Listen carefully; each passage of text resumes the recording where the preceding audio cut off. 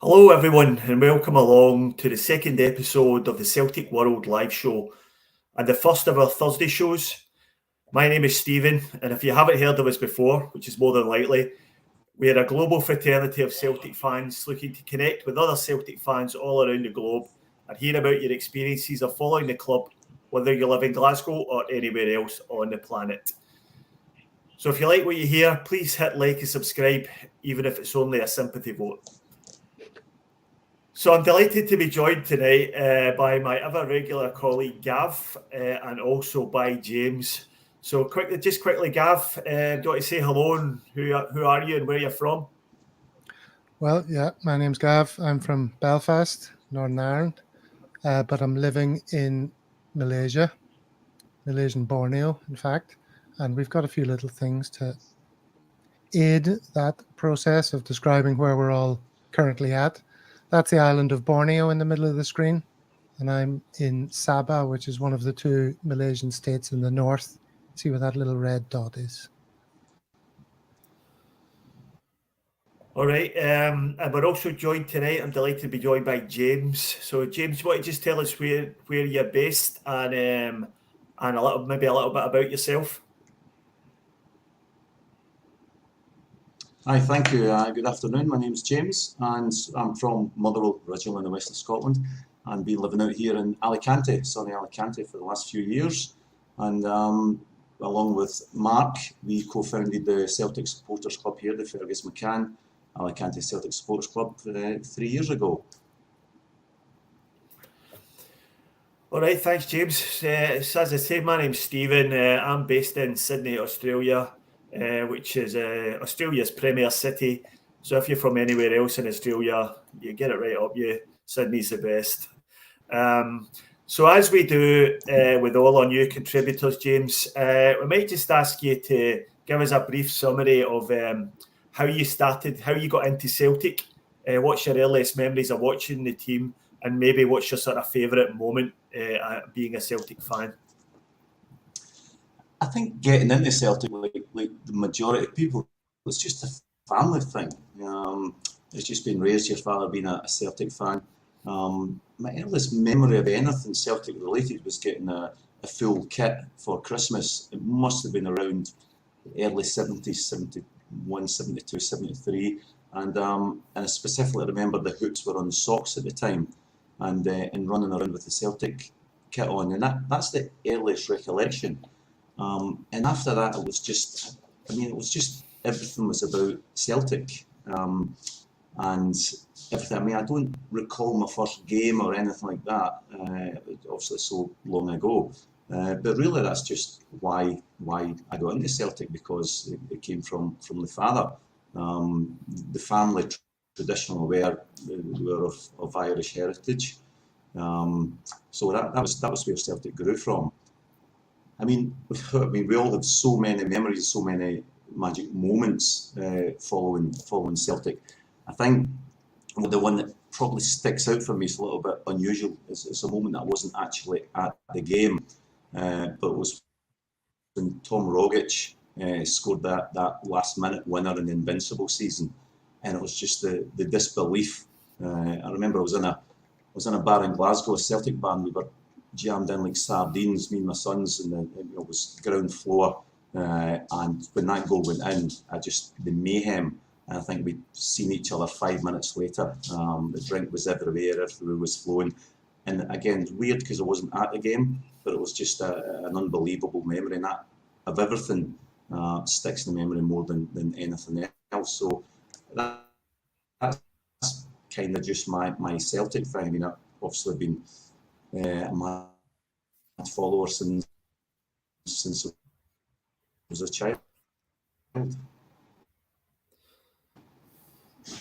All right, mate, thanks for that. Just while on the subject, Gav, what was your earliest memory of watching Celtic? Well, I mean, as I discussed whenever we did our introductions on Celtic Down Under, where we met, my kind of interest in Celtic has kind of had peaks and troughs. My interest in football generally has had peaks and troughs over the years. Like, you grow up in Belfast, Celtic or Rangers are never terribly far away. So I was like a kid in school in the 80s. Not the best time, the late 80s, I suppose, to be following Celtic. But like I say, they were always there. I had a particular interest in the Martin O'Neill era because he went to my school, or I went to his school, or we went to the same school. And then, of course, Brendan Rodgers is a 50-year-old County Antrim boy, same as me. So that's another era I paid a particular attention to. And then I'm living out here in the middle of nowhere, and my Australian friend, who's a former Socceroo, Scott Ullerenshaw, starts telling me all about this fella who's about to take over at Celtic, a Greek Australian. And he was so enthusiastic about what was to come that, you know, it caused me to dive right back in again. And I suppose this is the result. Mm-hmm. Okay, very good. Maybe just a summary of myself. We went through this on the Monday show, but if you weren't listening, I'm originally from Ayrshire, from the town of Kilwinning. I've been watching Celtic since the late 70s. I think probably my first game I can remember being at was Bobby Lennox and Jimmy Johnston's testimonial match in 1976 when we played Manchester United at Celtic Park. And I've been watching the club ever since. Moved out to Australia in 2007. So it's been a long-term, a long-range love affair ever since. So that's it a bit from me. So just moving on, James. One of the reasons we invited you on because we're looking to connect with Celtic supporters clubs from all around the world, and you're obviously one of the members of the Alicante CSC. So you want to just tell us a little bit about the Alicante Celtic Supporters Club, maybe a little bit of history, and you know where you watch the games, and maybe some memorable trips and stuff.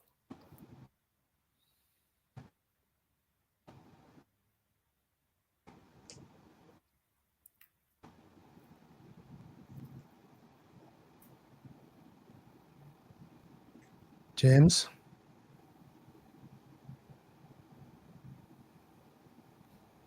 What's happening? Can you hear us, James?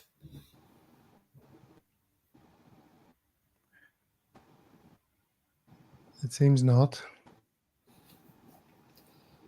Okay, thanks, Gremlins Gav. Yeah, we 5-6 years ago, and just Mark, and you know, just discuss Celtic, and then after maybe a year or so, we bumped into each other a few times, and there was nowhere, I mean, literally nowhere in the city. And can you hear me? very jumpy. And a delay. I know I've lost connection with you guys, I think. No, it's just returned a bit. Okay. Keep on going there. Just try again. Okay, so yeah. What the issue with Alicante in the city is there was no single pub you could ever watch or be guaranteed to watch a match. Sure, you could watch a game if it was on Sky, for example, or BT, as long as it didn't clash with another game, with an English game. Or you would find the game and the stream would be poor, or they would advertise the game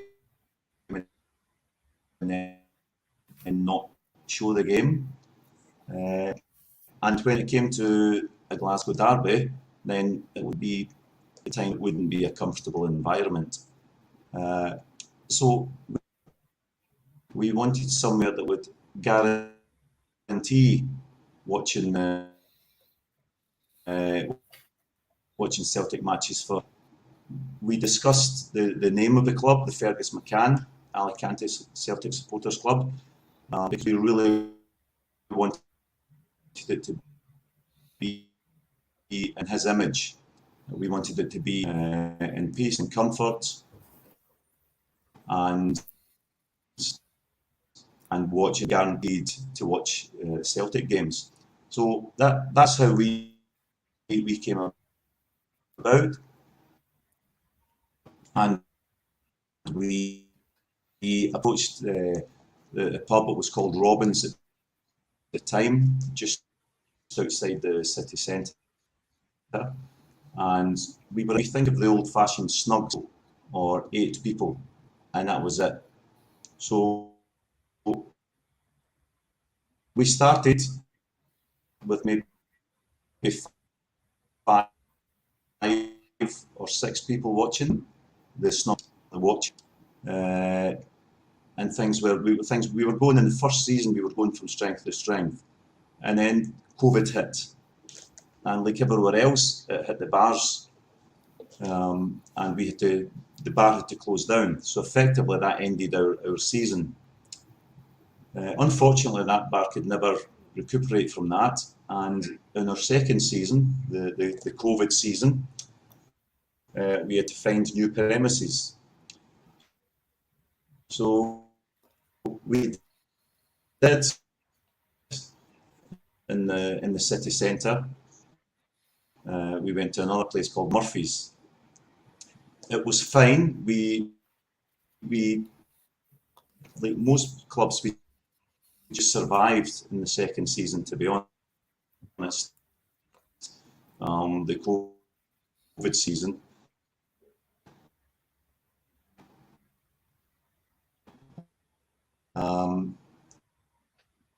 And we spent a season there.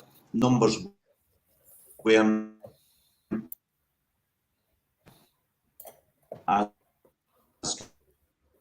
good I think we're going to have to come back to James later. because of The the audio problems are restrictions pretty in bad. travelling, and eventually, Okay. but we had some issues with the venue, and not kept in the condition that we feel it should have been, the venue anymore. So that, I don't know if people can see it on the screen there. Austin Sports Bar in Alicante. It is a fabulous little bar.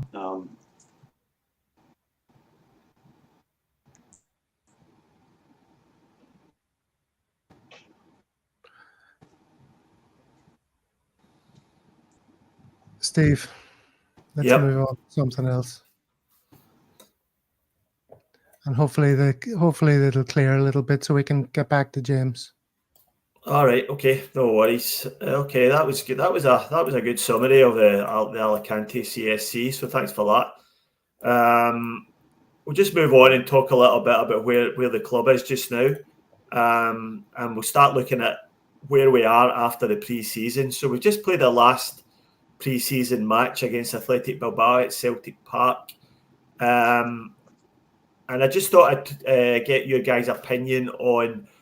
Firstly, what do you think we've learned about the current squad during those pre-season friendlies, especially our new signings? I'll go to you first, Gav. What do you think learnings are we taking from the pre-season? Well, I haven't really watched that much of the pre-season stuff myself, but I've seen the commentary on it, and I watched the second half of the Bilbao game. I understand that was by far the better half to watch. Mm-hmm. So what have we learned? Well, I think the consensus opinion seems to be that the players we've bought, most of them look pretty decent. And a lot of the crying that was going on that these guys weren't, marquee signings might fade in time when we see what they're capable of bringing to the squad. Home, by all accounts, was very good. Yang showed some promise. And the players that we have that everyone thinks might take a step up, like Abada and O'Reilly and the likes, have been looking pretty good. Maeda as well. So, Celtic fans get very upset when they hear people saying that we're weaker than we were last season. I'm a bit concerned that when you look at our starting 11, it's going to look a lot like last season's starting 11, but without Jota. And it's hard to say that that's not weaker, the starting 11. Perhaps the squad is a bit stronger, the players from 11 to 18 that can come in and do a job. Maybe they're better. Maybe there's players that are going to come into their own under Rodgers that's going to make some of the parts better. But yeah, like I said last week, we said about 6 months into the season last year that we need a goalkeeper, a left back, and a striker. Those are the three main areas that require improvement. Instead, we've got a million right wingers this season. So, I really hope there's one or two more signings to come. But I think people are positive, and the beauty of it is we're going into the season with a known entity. It's pretty much last year's team without Jota and maybe a couple of players playing in good form. That's going to be enough to get us off to a good start in the season. And if our rivals don't, because they can't say that they know that's going to happen, we can be pretty confident of a good start. They've no idea how their team's going to gel. So I'm pretty positive about the early part of the season. To see if there's any way we can get our noses in front early doors, that would be amazing. Okay, thanks, Gav. James, I'll go to you next. Was there any particular player from the existing squad that stood out and sort of for you that made a real claim to be in Brendan's plans going into the new season?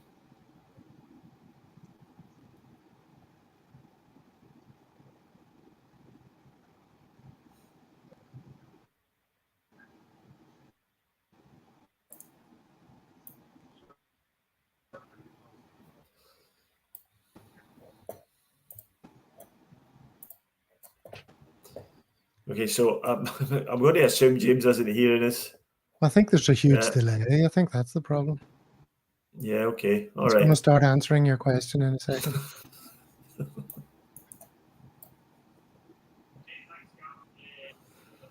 Yeah, I can hear you saying thanks, Gav. Massive delay.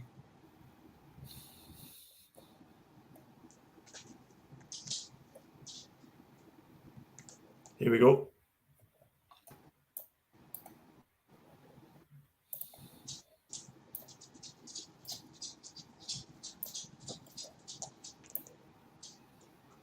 Stephen, I'm getting some communication problems here. Hearing you, I don't know if you can hear me, but I think I got the gist of what you were saying there.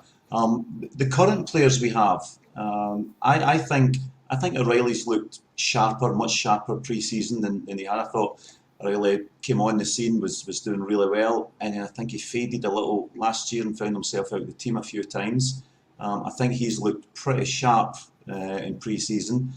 I think Abada's looking sharp as well. I think he knows he now has his chance to try and shine. He's looked good.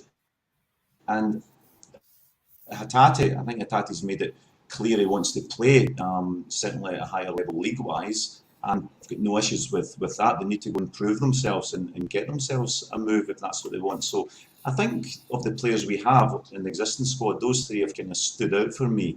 And I'm hoping that we're going to see a much better O'Reilly now that he's got a full pre-season.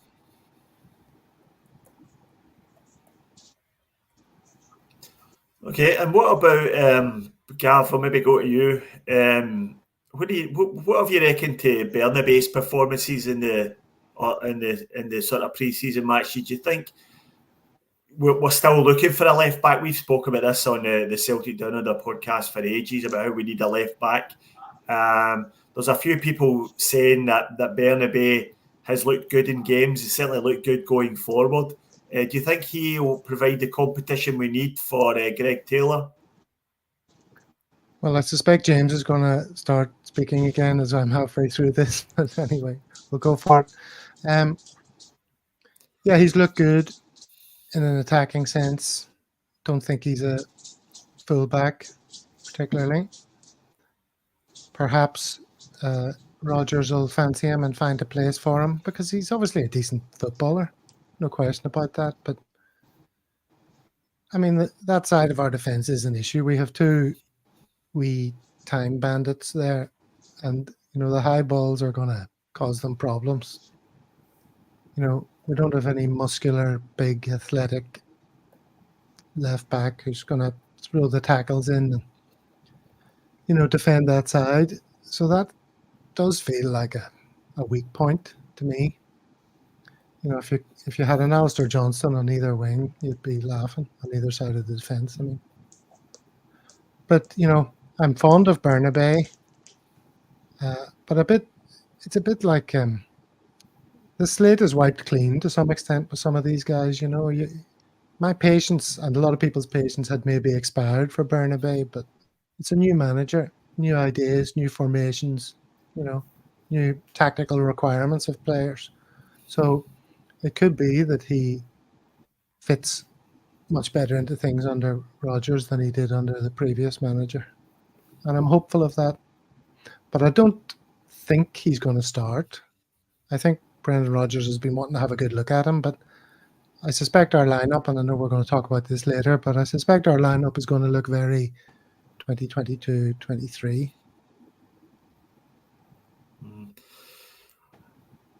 Yeah, for me, Bernabei, I've seen there were signs last season that he was decent going forward, but he's very, very questionable defensively, and I think that was very clear again during the pre-season games. He got rinsed a couple of times when we played Yokohama Marinos. Their right hand side just passed round him a few times, and I don't think chasing his own misplaced pass to pressure a goalkeeper and actually get a goal out of it. I don't think that's the sort of thing that Brendan Rodgers was going to be looking for. I've heard a lot of people suggesting that the effort he showed in that play against Gambo Osaka would be a plus point for him in Brendan's eyes. But I think Brendan would be more be looking at the hideously bad pass in the first place. And yeah, he did. He scored a good goal against Bilbao, but not for me. I think we still need a left back. So, James, if you can hear us, do you want to give us your thoughts on Bernabei and how he's performed in the pre-season? And we'll give James a few seconds to hear that. We'll remain silent.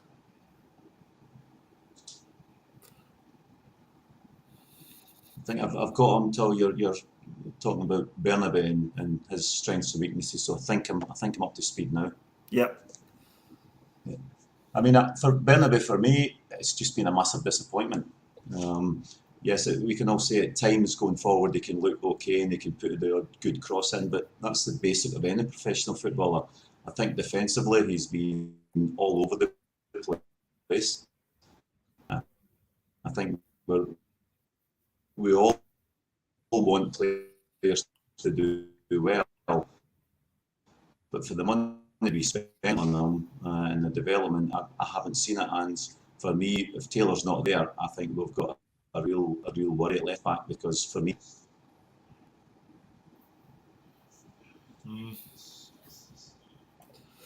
Yeah, I agree with that. I think we should be in the market for a new left back for sure. And in fact, I think he should be one of the priorities for the rest of the transfer window. Okay, so we'll move on. Talk a little bit about Brendan Rodgers' musings from during this week. So he's been interviewed in the press a couple of times. A sort of interview earlier on in the week, he was asked about transfers and incoming players. And they say there wouldn't be any more signings before the Ross County game, but further business was expected before the end of the transfer window. He also made mention of the fact that people were talking about signings in the 15 to 20 million pounds bracket, but this wasn't realistic. So I just wanted to grab you guys' thoughts. Might go to you first, James. What did you make of those comments from Rodgers? And do you think he was trying to dampen expectations of a big cash splurge by Celtic?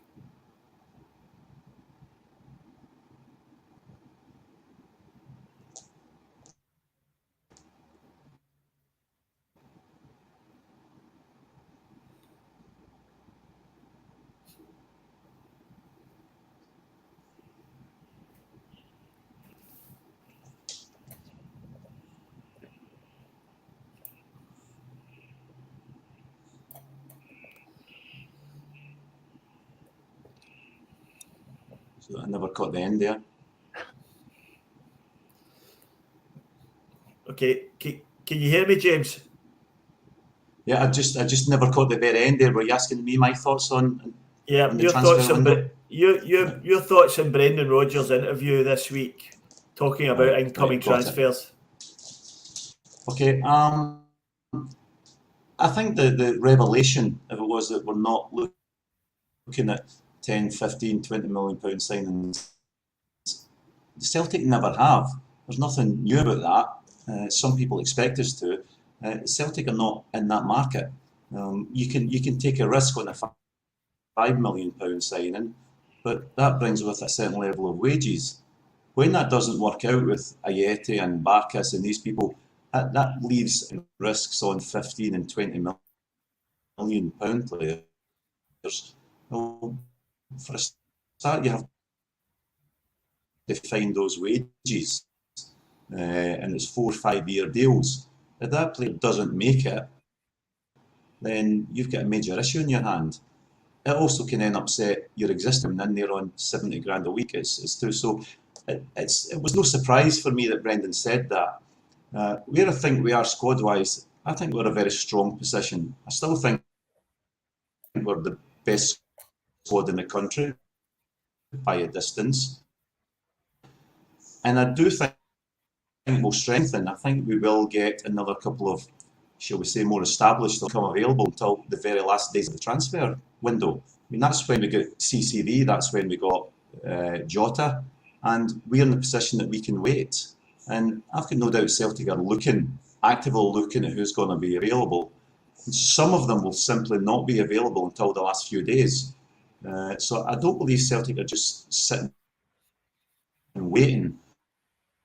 I think that they've got 2 or 3 signings there, and I think with the squad we have, we can afford to do that, whereas our rivals couldn't afford to do that. So I'm quite comfortable, and I don't believe Brendan came in on the money that he's come in on. I don't believe the board have brought him in and not going to back him and get him who he wants. So I'm very comfortable with how it is at the minute with the transfers in so far. And Gav, what's your take on the sort of the amount of money that's been spoken about amongst in the Celtic socials and Brendan's trying to quell that expectation? Yeah, I think that's perfectly reasonable of him to do so, and I agree with what James just said. You know, who are we ever going to buy 15 to 20 million pounds? You know, how much would those players want in wages? How many other top level options do such players have to play in one of the top leagues in Europe or elsewhere? So, yeah, there's nothing new there for me either. I suspect he's sort of buttering us up for not being disappointed when the transfer window closes and he's added maybe a couple more in the 6 to 8 million bracket. I mean, that's an optimist speaking, but being optimistic about it, if we were to get in a goalkeeper for, you know, who's a proven goalkeeper and has played at a high level and is a right age and all that, and maybe costs something in that sort of price bracket, and maybe another striker or a left winger or something who's 5 to 8. There's no way we should be disappointed with that kind of transfer window activity, I don't think. But there was a time there where the money was rolling in. Every news story was how much money Celtic had. And, oh, he's got a war chest and he's going to go and spend 30, 35 million quid on like 3 big names in the world of football that we all know from somewhere else. That was never going to happen. So maybe we got a bit too excited at one stage there. So he's just trying to keep expectations reasonable, and there's absolutely nothing wrong with that. Yeah, I guess maybe I've got some scar tissue from previous transfer windows. You'll probably be able to tell from the grey flecks in my beard that this is not my first rodeo, and I've sort of seen this movie before. And these same sort of comments that I've heard coming from Brendan this week, I have heard in previous transfer windows, and it has ended up with us scrambling about for loan signings in the last day of the window. And that's really not where we should be. So I'm a little bit concerned. Don't get me wrong, I was never expecting them to spend 15 to 20 million pounds on a player, but we should be in a position to break our transfer record.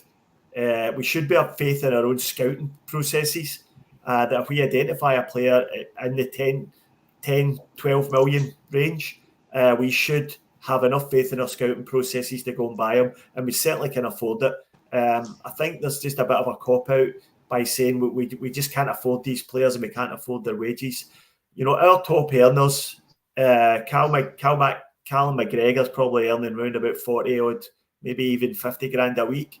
You know, we can certainly match the wages that some of these players are looking for, even if they come in the range between 8 and 10 million. And if we want to move the needle in Europe, I believe that's what we need to do. So I hope I'm wrong, but I'm starting to get a little bit concerned. Well, you can be right and we can be right. I don't think we're necessarily saying different things. Rodgers was saying we're not going to buy someone 15 to 20 million. Isn't that what he said? Mm-hmm. Yeah. So, okay, go out and buy a couple of 14 million players then. Everybody's happy. Yeah, sounds good. So, right, I'll go to you next, James. What do you think the positions are we should be prioritising for the rest of the transfer window? If you had, you know, if it was you, who would you be signing? Who would you be recruiting for?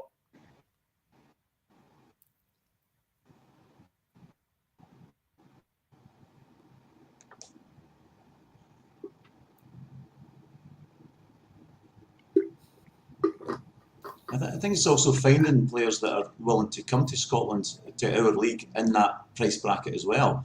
Because for every £15 million, £20 million player, a lot of these guys, if they're young and fit in the age bracket we're looking at, they also have offers elsewhere. So sometimes the last minute, the last day thing is quite frankly because these players and their agents are waiting to see whether they'll get an offer in a certain area of the country, in the UK and England. And it's only at the last minute they'll decide to come to Celtic. They won't go earlier because they're holding off for a bigger offer or a bigger wage bracket. And that's the reality of the you know the pot that we're in. And I think we just have to trust that Celtic will get people in as quickly as they can, but it has to be the right people. And I think the delay is frustrating, but I believe that, you know, I've got a firm belief that there's a number of people that get a yes or a no in the last kind of week of the window, and far better to hold off and get the players you want rather than sign your second or your third choice and get them in earlier. And I think that's what's happening behind the scenes at the minute.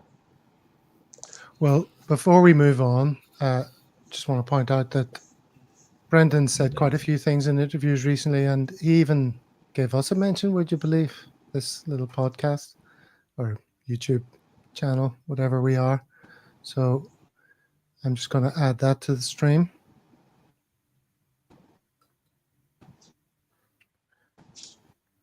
And let me know if the volume on this is fine. Brendan, do you keep up to date with the fan-made Celtic content on social media like Twitter and YouTube? Well, I'm not on Twitter or YouTube apart from Dr. Pimple Popper. And of course, the podcast, The Celtic World. Very, very high quality chat, entertainment. Perhaps not beautiful people on screen, but focusing on the right things, communication, ambition, quality. That's what I want to see. I'm very proud creative our supporters are. I'd like to see everyone now subscribe to the Celtic World, like that smash button. There you go. Who'd have thought that Brendan would be a fan of the show on only our second ever live stream? It's almost unreal, wouldn't you say, Steve? Absolutely. It's almost as if it was entirely fabricated. So after he spoke to us, or mentioned us, after the Bilbao game, Brendan also said that it felt good to be home, and leaving probably made him realise what he had at Celtic, and he came over a little bit emotional. So, Gav, are we buying what Brendan's selling here, or have we bought apples from this cart before, and we're going to and we're going to be a bit more resilient this time? Well, the problem is, when the likes of Ange comes and sweet talks us and tells us he's going to be here for a multi-year European project and he gets it and all that kind of stuff, that's enough to sort of harden my heart to any of this bullshit ever again. But the fact is, Brendan's a wee County Antrim boy. He did grow up supporting Celtic. His uncles were in the pub watching Celtic. There's probably some when he cynical realised. people don't believe that's genuine. So, I think the problem with Rodgers is he shouldn't say too much of this stuff. He talks a bit too much from the heart. If he's going to be a professional and leave us when a good offer comes in, then don't go too far down this road. Don't get emotional, Just, it's a job. You're here to do a job. You can be a fan, but let us be fans. Let us talk as fans. You talk like the manager, Otherwise, everyone's going to get upset when, some Saudi team comes in halfway through next season and you're off like a shot. And James, are you buying Brendan's emotional attachment to the club?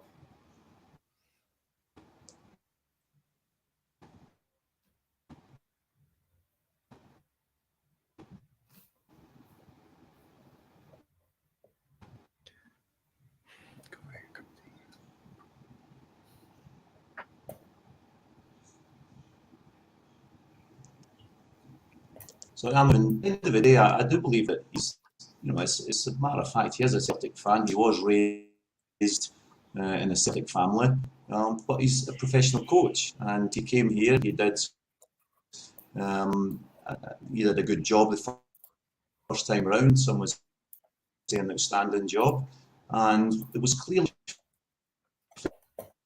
Feds was the latest winger we'd brought in when he basically said he'd never heard of him, and there was a million wingers. That showed you there was something going on behind the scenes that we weren't really trying. He left. I think we can't be too emotionally attached to any manager. As far as I'm concerned, as long as they do the very best for the club when they're here, then if a big offer comes in, I think we're a bit naive to think that they're not going to go. They're professionals. We're not. You don't get the gig at Celtic because you're a Celtic man. You get the gig at Celtic because of your experience and your abilities. So, yeah, actions or not, that's a matter for him. All I'm concerned about is he going to do a good job for us? And you know what? Again, in 2 years, fine. That's just how it is. You can only be poached if you're doing a good job in the first place. We could have him come in and do an average or a poor job. And it's the same with players. So I've got no issues. I believe he has got an emotional attachment. It's not something that interests me. All that interests is how good is he. And as far as any manager in the world being true to their word, I'm sorry, but we should all be old enough and wise enough to know they'll come in here, and if they do really well, they'll be off the first time they get a really big offer, and that's just the reality of the life we live in. So that's my take on Brendan. Yeah. I mean, you might be right. My feeling is he's been very measured in what he said so far since he came back, and that sort of rhetoric in the interview from last night was, very, very out of step with what he's been saying, and I think he has been trying to avoid overdoing it in the emotion stakes. But I think maybe, I'm starting to believe that maybe he is genuine. Maybe he does feel that he should never have left here maybe he feels an attachment to the club. I mean, he's managed at the highest level in England, and maybe he does realise now that being here, being part of Celtic, being part of the biggest club in the country, and winning most of the time that you play is not something to be sniffed at as a manager, and constantly reeling in trophies. And maybe he just realises that he loved that more than he actually knew. So, yeah, I think he might be genuine, and I don't see him leaving the same way he did last time. I think he'll see it through, as he said, unless he gets emptied. And before he mentioned getting emptied, he said he guarantees he's going to see out the contract, and that's where I've got a problem. This promise of the length of time that people are going to be managers. My problem with Ange was that he did make us feel that he was here for a multi-year European incremental improvement process. And I was thinking it's at least 3, possibly 4 years. And then for him to leave after 2 is the kind of thing that, I was annoyed by it. Makes me create a thing like this. The one thing I won't do is lie. So if that changes, I'll let you know. So if that changes, I'll let you know.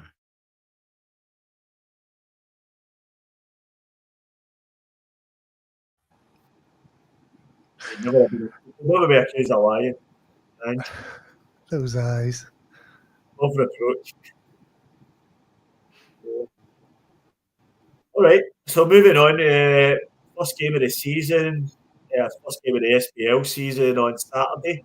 It's a lunchtime kickoff at home for Flag Day. The flag will be unfurled. The champions again. Playing Ross County. And it's back to league action. So I'll just grab you guys' thoughts on the team lineup, what you're expecting to see. I think we can all agree Joe Hart's going to be in goal, so we might skip that one. So James, who are you expecting to be playing across the back 4?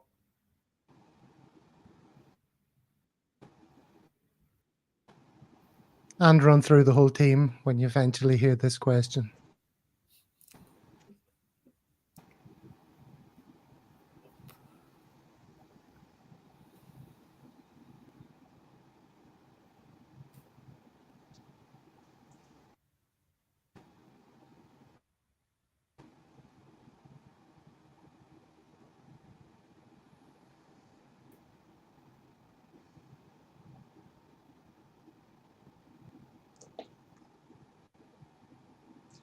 Well, I think injuries permitting, guys, for that one. I don't think we'll see any real changes. I think you will Taylor left back. I think we'll have.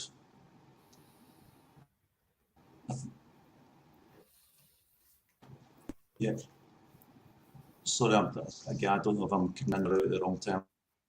We're getting real delays here, but anyway, I think Starfelt and CCV, if he will pick up at right, any changes given what I said, O'Reilly and Tatati will naturally do in the starting lineup for now. But I think there's going to be a lot of people pushing for it. I think in a few games' time it will probably look very different. I think home has looked really, really good in the short spaces we've seen him. But I just think we're going to start this season. I think we're going to start with the players that are tried and tested. And I think others are going to push him. And I do think we'll see a lot of changes again in the second half. But I think that's only the first week. I think we're going to start really well, high intensity. But I just think I've just got a sneaky feeling that injuries permitting, he'll start with that team that's been tried and tested, and he'll start making his changes in the second half. All right, and yourself, Gav, who are you expecting to see in the lineup? Are you expecting any surprises, like any of the new signings? Have any of them staked enough of a claim to be in the starting lineup? Well, I think the obvious thing is that, like I say, it's going to be the team from last year, which is, I think, pretty much what James was saying, with Maida on one wing and Abada on the other. And I suspect there might be a temptation for Rodgers to, want to do something a bit different, want to start off in the way that he intends to continue, as in put his stamp on it, say this is a new era, this is the Rodgers team. So maybe he will want one or two newer faces knocking about. It'll be interesting to see. But whatever team we put out, I mean, surely we can handle Ross County at home. So I'm expecting a good day, and I'm really looking forward to the start of the season. I have to say, I can't wait to see how we settle in. Like I mentioned earlier, our players all know each other. If any team is going to hit the ground running, it should be us. So, yeah, no great surprises for me. I think Hattati probably will play McGregor. I think the usual back four with Ralston and Taylor at fullback. Maeda and Abada on the wings. O'Reilly and also in midfield with Kyogo up front. That's what I'm expecting. Yeah, I think I'd probably agree. I think that'll be the starting lineup anyway. I think what will be interesting though is who he brings on first. There is a question. There's been a lot of talk about Maeda being preferred by Rodgers through the middle. Now, I certainly don't think by any means he will start through the middle, but he may move to the middle in the second half if he brings on one of the wide players, maybe Yang, because Yang seems to have caught the imagination a little bit in the pre-season friendlies. So, be interested to see who comes off the bench first. I'll also be interested to see if David Turnbull gets off the bench, or whether he goes with maybe Kwon, or whether Thiago Holm gets off the bench first. So I think that will tell us a lot about where people are in the pecking order, particularly the new signings. But I agree with you. I agree with you both. We should have enough to get past Ross County. Although I've got no idea how they're looking for in the new season. I take it they'll just be hanging in for a nothing each draw, as per usual at Celtic Park. So, yeah, I'm like you, Gav. I'm looking forward to the game. The close season seems to have lasted forever. And it'll be good to see the team getting back out in the pitch again. So here's hoping that we get off to a good start. So that kind of brings us to the end of what we wanted to talk about. Gav, I think you wanted to mention something before we go. Yeah, I was just going to share with you something from Twitter, which I have just... I just got a message from Kaiser there, who was supposed to be joining us, and I opened it and it copied over the thing I was about to show you. But if you just bear with me a second, I'll call it up. This is a tweet from Athletic Club de Bilbao, which is a commemorative video of their visit to Glasgow and the game that they played. I mean, I don't intend to play it for you or put the volume on or anything, but I really recommend it. It's 4 minutes long. It's a really great video, and it's well worth a listen. I mean, they're two clubs with a lot of things in common. There seems to be a lot of mutual respect between them, and a very enjoyable game and everything, wasn't it? Yeah, definitely. It was a very good game. Yeah, so I just wanted to highlight that for anyone. They should check it out. I'll just put it back up again so you can see the... I don't know if you can make it out, but it's at athletic_en, and they call it a bonny evening in Glasgow. Yeah. Some good scenes from it. And Celtic Park looks great. You seem to enjoy it. A bonny evening indeed. Well, this has been a very bonny evening also. So thanks very much for joining us, if anybody has actually joined us. Thanks very much, James, for coming on and giving us a summary of the Alicante CSC. It was great to hear, and we'll put the links to the socials up on all our social media platforms. And thanks to you too, Gav. And we'll see you all next time. Cheers. Cheers.